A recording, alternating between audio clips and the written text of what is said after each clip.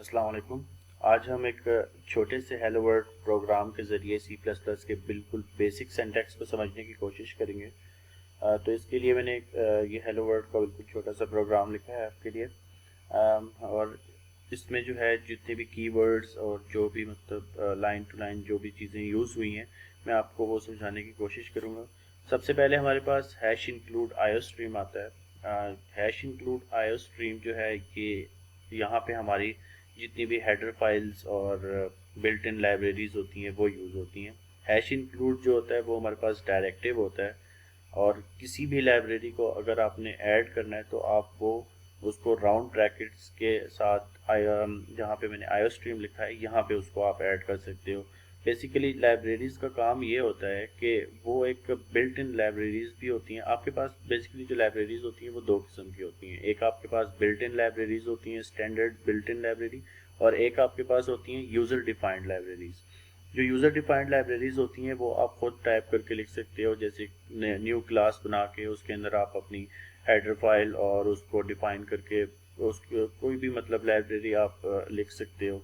कोई भी क्लास मतलब आपने दो नंबर्स को मल्टीप्लाई करना है, ठीक है, तो उसके लिए आप एक मल्टीप्लाई की लाइब्रेरी आप डिफाइन कर सकते हो। या किसी भी असल में लाइब्रेरीज जो होती हैं इसके अंदर आपके पास बहुत ज़्यादा फंक्शंस होते हैं। इन चीज़ों को मैं आपको आगे की नेक्स्ट वीडियोस में मज़ीद डिटेल से समझाने की कोशिश करूँगा।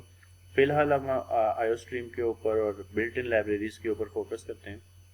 तो बिल्ट इन लाइब्रेरीज़ ये होती हैं क्योंकि कि आपके पास बैक एंड पे और भी बहुत सारी चीज़ें होती हैं। लाइक यहाँ पे आपने हैश इंक्लूड आयो स्ट्रीम तो लिख दिया है, लेकिन इसके साथ बैक एंड पे आपके पास जो है और भी ज़्यादा इसमें जो है फंक्शनैलिटीज़ इसकी ऐड हो जाती हैं। जैसे आयो स्ट्रीम अगर आप हटा दें, अगर अभी मैं अपने आयो स्ट्रीम को रिमूव कर दूं और आयो स्ट्रीम की जगह में एक दूसरी लाइब्रेरी है एफ स्ट्रीम ऐड कर दूं, तो यहाँ पे आप देखें जब आप अभी हम अपने कोड को रन करेंगे तो हमारे पास एरर जनरेट होगा। एरर जनरेट हुआ, उसकी वजह ये है कि एफ स्ट्रीम के अंदर जो है एफ स्ट्रीम की लाइब्रेरी हमारे पास फाइल हैंडलिंग के लिए यूज़ होती है। एफ स्ट्रीम की लाइब्रेरी में हमारे पास cout, endl one, return zero और अर्थमेटिक ऑपरेटर्स, ये इस तरह की जो चीज़ें वो नहीं डिफाइन हुई हुई। तो आयो स्ट्रीम की जो लाइब्रेरी है, इस लाइब्रेरी के अंदर हमारे पास बेसिकली जो प्रोग्रामिंग लैंग्वेज में जो बेसिक चीज़ें होती हैं, जैसे ऑपरेटर्स हो गए, एक्सट्रैक्शन ऑपरेटर्स हो गया, इंसर्शन ऑपरेटर हो गया, उसके अलावा सी आउट, एंडल वन, सिस्टम पास और इस तरह की जितनी भी multiply, arithmetic operators, divide, multiply, ये सारा सब कुछ जितनी भी सब कुछ है वो सारा का सारा आपके पास आयो स्ट्रीम के अंदर, आयो स्ट्रीम की लाइब्रेरी के अंदर उसकी फंक्शनैलिटी डिफाइन हुई होती है। एक आपके पास होती है हायर लेवल लैंग्वेज, एक आपके पास होती है लोअर लेवल लैंग्वेज। जो हायर लेवल लैंग्वेज होती है वो आपके पास अभी आपके बिल्कुल सामने है, आप जिस तरह टाइप करके लिख सकते हो। जो लोअर लेवल लैंग्वेज होती है वो असेंबली में लिखी जाती है, और वो बैक एंड पे इन चीज़ों की भी फर्दर एक्सप्लेनेशन होती है एक किस्म की। तो आयो स्ट्रीम के अंदर जो है वो विजुअल स्टूडियो ने पहले से ही सारा का सारा एक्सप्लेनेशन दी हुई है कि मतलब अगर आप दो नंबर को प्लस करवाना चाहते हो तो कंपाइलर को कैसे पता चलेगा कि वो जो है दो नंबर को प्लस करवाना चाह रहा है। तो वो जो प्लस के जो मतलब कमांड वगैरह होती है ना, वो सारी की सारी उसकी प्लस की जितनी भी फंक्शनैलिटी है, जो प्लस ऑपरेटर है आपके पास, वो जितनी भी फंक्शनैलिटी है वो सारी की सारी आपने आयो स्ट्रीम के अंदर रख दी है। और हैश इंक्लूड क्या कर रहा है? हैश इंक्लूड उस आयो स्ट्रीम की जितनी भी फंक्शनैलिटीज़ हैं, जितने भी उसके अंदर सिस्टम और फंक्शनैलिटीज़ वगैरह पड़ी हुई हैं, उसको अडॉप्ट कर रहा है। हैश इंक्लूड का जो डायरेक्टिव है इसको बेसिकली हम प्री प्रोसेसर कहते हैं। प्री का मतलब होता है बिफोर, और प्रोसेसर का मतलब होता है कि क्रिएट करना, मतलब कंपाइल करने से पहले उसको जनरेट करना। ये जो लाइब्रेरी हैश इंक्लूड आयो स्ट्रीम होता है, किसी भी प्रोग्राम को रन करने से पहले सबसे पहले जो ये चीज़ जनरेट होती है, ये जब जनरेट होती है उसके बाद फिर हमारे पास using namespace S T D होता है। Using namespace S T D क्या करता है? ये हमारे पास जो है ना एक स्टैंडर्ड नेम स्पेस जनरेट करता है। जैसे अगर आप इस using namespace S T D को रिमूव कर दो, ठीक है, अगर आपने इसको रिमूव कर दिया तो आप देखेंगे कि यहाँ पे आपके पास identifier cout is undefined, and L1 के ऊपर भी यही होगा। इसकी वजह क्या है? इसकी वजह यह है कि सी आउट और एंड L1 जो है वो उसको पता नहीं चल रहा कंपाइलर को कि ये कौन सी स्टैंडर्ड की बात कर रहे हैं। ठीक है, आयोस्ट्रीम के अंदर सी आउट की डेफिनेशन तो ज़रूर है कि सी आउट और एंड L1 क्या चीज़ें, लेकिन वो उन्होंने ये नहीं बताया हुआ कि ये जो है स्टैंडर्ड है या फिर जो है यूज़र डिफाइन है। तो यहाँ पे हम अगर आप यूजिंग नेम स्पेस नहीं भी यूज़ करते तो फिर आपको STD स्कोप रेजोल्यूशन ऑपरेटर, ये जो डबल डॉट्स होते हैं इसको हम पढ़ते हैं scope resolution operator, STD scope resolution operator C out, और उसके बाद हम extraction operator hello world, sorry insertion operator hello world, और उसके बाद हम यहाँ पे फिर STD और स्कोप रेजोल्यूशन ऑपरेटर, और उसके बाद हमने एंड L1 की फंक्शनैलिटी को अडॉप्ट कर लिया। जो स्कोप रेजोल्यूशन ऑपरेटर है ये बेसिकली हम क्लासेस के साथ यूज़ करते हैं, और ये जो है हमें उसकी फंक्शनैलिटी को अडॉप्ट करने के लिए यूज़ करते हैं। तो आयोस्ट्रीम अभी जो STD स्कोप रेजोल्यूशन ऑपरेटर ने ये किया है कि एंड L1 की जितनी भी फंक्शनैलिटी थी वो आयोस्ट्रीम से अडॉप्ट कर लिए। तो अब ये बहुत डिफ़िकल्ट काम है कि आप जो है बार बार STD सी आउट और STD एंड L1 आप अगर मतलब फ़र्ज़ करें आपने मतलब यहाँ पे ही एक और भी मतलब लिखा है कि आपने हेलो वर्ल्ड की जगह आपने कर दिया हेलो हेलो गाइस। ठीक है, तो वहाँ पे आपको फिर से वही STD C out STD end L1 करना पड़ेगा। तो इस और अब अगर हम रन करके देखें तो ये जनरेट तो हो जाएगा, लेकिन ये बहुत ही एक बल्कि टाइप का बन जाएगा आपका प्रोग्राम कि आपको बार बार STD सी आउट और STD एंड L1 यूज़ करना पड़ेगा, लेकिन जनरेट हो गया। तो इस चीज़ से बचने के लिए यहाँ पे हम यूजिंग नेम स्पेस STD को लिखते हैं, और हर स्टेटमेंट के एंड पे आपने सेमीकोलन लाजमी लगाना होता है। सेमीकोलन जो है वो कंपाइलर को ये मैसेज प्रोवाइड करता है कि यहाँ पे स्टेटमेंट आपकी ख़त्म हो गई है।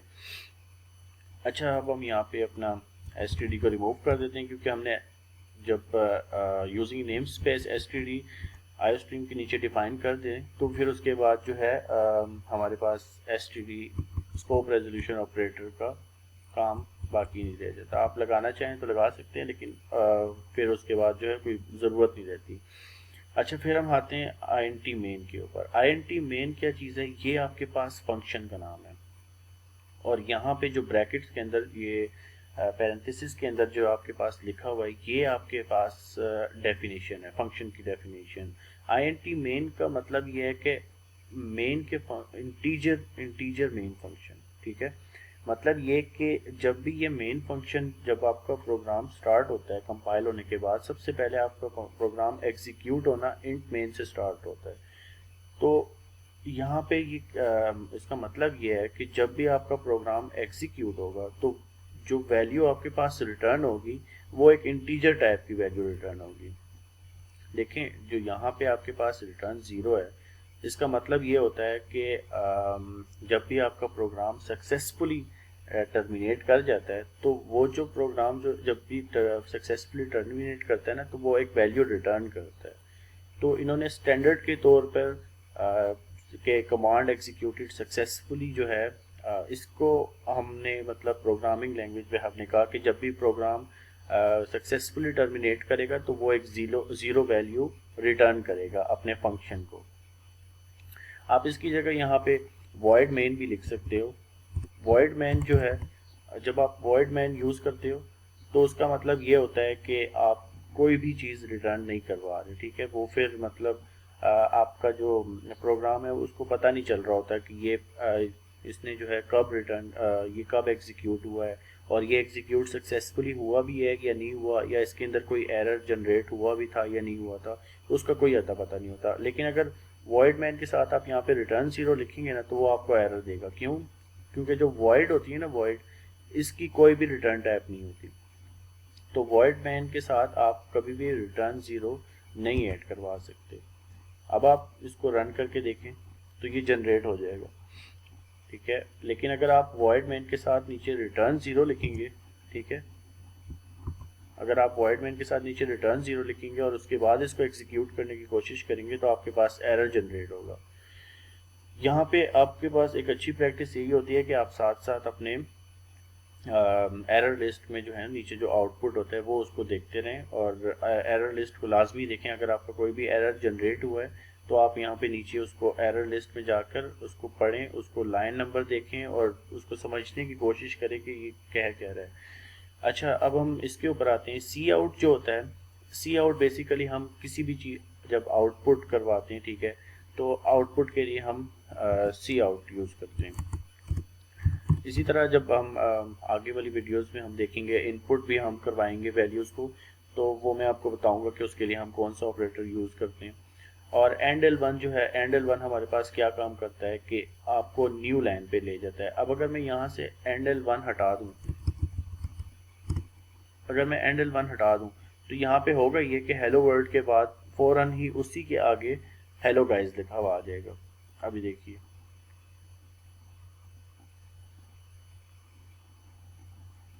ये देखिए हेलो वर्ल्ड के बिल्कुल सामने आपने कोई स्पेस नहीं, हेलो हेलो गाइस लिखा हुआ आ गया। लेकिन अगर यहाँ पे आप एंड L1 लगाते हैं तो ये बेसिकली एंड L ही है, लेकिन इसको पढ़ते हम एंड L1 है।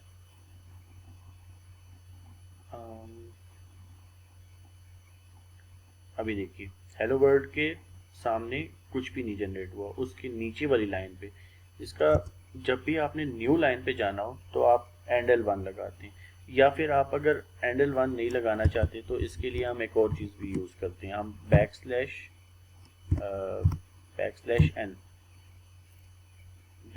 एन जो है वो भी आपको न्यू लाइन पे ले जाता है। ये देखिए हेलो वर्ल्ड, हेलो गाइस, और ठीक है, तो एंड L1 या फिर बैक स्लैश एन जो है वो आपको न्यू लाइन पे लेके जाता है। अच्छा, अगर आपने कोई भी चीज़ मतलब जो है अपने कर प्रिंट करवानी एज इट इज़, जैसे मैंने ये एक स्टेटमेंट प्रिंट करवाई हुई है हेलो वर्ल्ड, तो आप उसको हमेशा से सेमी कॉल सॉरी क्योटेशंस में, डबल क्योटेशंस में लिखेंगे। और उसके बाद यहाँ पे जो मैंने सिस्टम पॉज लिखा हुआ है, सिस्टम पॉज बेसिकली जो है आपका जो कमांड विंडो अभी मेरी शो हुई थी सामने, जैसे मैंने ये अभी जनरेट की, ये जो विंडो आपके पास, जो पॉपअप विंडो आपके पास शो हो रही है, इसको मतलब स्टॉप करने के लिए होती है, ताकि मतलब जब वैल्यू यहाँ पे मतलब ये जनरेट तो हो जाती है, लेकिन उसके बाद जब तक आप इसको देखना चाहें तब तक आप मतलब जब आपने देखें आप इंटर आप प्रेस करेंगे तो वो विंडो आपके पास गायब होगी। अब अगर मैं यहाँ से सिस्टम पॉज रिमूव कर देता हूँ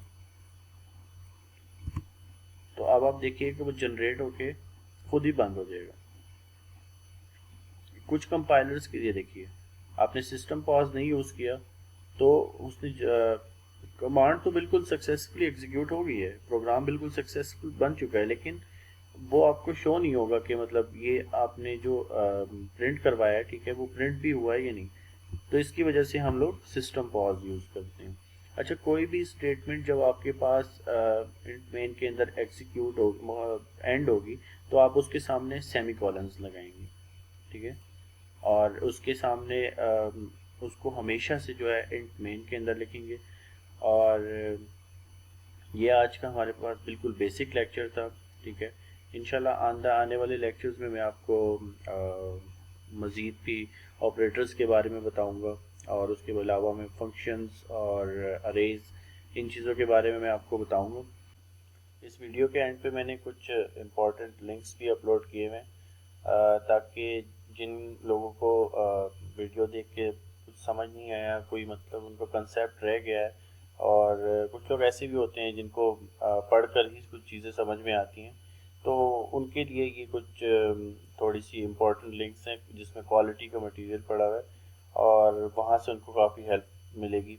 नहीं तो अगर आप खाली C++ और या बेसिक प्रोग्रामिंग के तौर पे उसको लिखेंगे तो आपके पास इतनी ज़्यादा सारी लिंक्स आ जाएंगी कि आपको समझ ही नहीं आएगा उसमें कि कौन सी लिंक यूज़फुल है कौन सी नहीं। और बहुत सारी मतलब ऐसी भी हैं लिंक्स जिसके अंदर जो है क्वालिटी का मटेरियल है ही नहीं, उसमें चीज़ें भी बहुत ज़्यादा गलत लिखी हुई हैं। तो आप हमेशा कोशिश करें कि जो कि अच्छी साइट्स हैं जैसे प्रोग्रामिज़ हो गई, C++ हो गई, गीक्स फॉर गीक्स हो गई, यहाँ से पढ़ने की कोशिश किया करें। और इंशाल्लाह प्रोग्रामिंग आसान है, कुछ इतना मुश्किल नहीं है, लेकिन बस आप इसकी प्रैक्टिस थोड़ी सी और बाकी जो है आपकी स्किल, आपकी मेहनत जो है वो इसमें ज़रूरी है। इंशाल्लाह नेक्स्ट लेक्चर्स में हम बाकी के जो सिंटैक्स है जैसे ऑपरेटर्स हो गया, लूप्स हो गया, उसके अलावा अरेज, स्ट्रिंग्स, डेटा टाइप्स और इनपुट कैसे करवाते हैं, ये सब चीज़ें देखेंगे। अभी के लिए इजाज़त और थैंक यू सो मच और अपना ख्याल रखिएगा।